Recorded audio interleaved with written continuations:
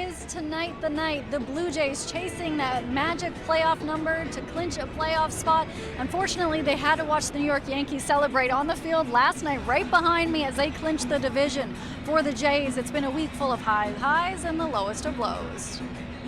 This week has been alone highs and lows. I want to actually talk about Monday, something that happened behind when you went and slid in to get that winning run. Biggio around third and the Blue Jays walk it off. Do you remember what was going through your mind when you were running in and the excitement? Well, number one, first thing on my mind, playing out a couple scenarios in my head before the pitch was thrown.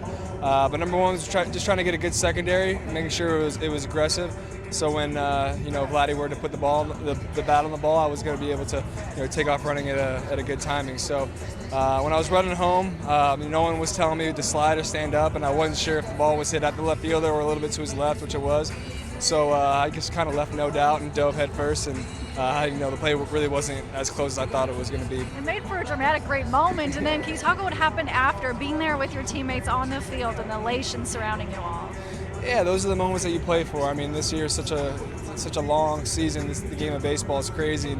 We're in the thick of it right now, and the very exciting time of September and this late push. So a lot of things going through your head, and then once the game kind of comes to an end, in that dramatic way, it was, it's kind of a moment where you don't really feel much and you kind of black out, but it was very special. It's kind of what you play for. Then 24 hours later, wasn't quite the outcome you all hoped for last night against the Yankees. The Yankees celebrating, getting that clinch, and they're on your field after, celebrating with champagne. How do you kind of manage the highs and lows of a season? They are so dramatic from one day to the next. Yeah, well, in the game of baseball, you can only really control what you can control. So, on their end, they've had a great year, and they ended up taking this division, and we're really not really focused on that. So, we see where we are right now, and we can only control what the next week or so looks like, and trying to finish strong on top of the wild card, and take it from there. Have you noticed a shift in the atmosphere with the fans as they're getting closer and closer to being able to clinch that wild card spot? Maybe a little bit. I mean, I try not to let the whole regardless if we're home or away, kind of let that momentum kind of sway. So like I said earlier, control what we can control. We know these fans of Toronto, how excited and how into the games they can get. So the more winning baseball we can, the more excited they'll be, and the better we'll play. So it's going to be an exciting week and beyond for sure.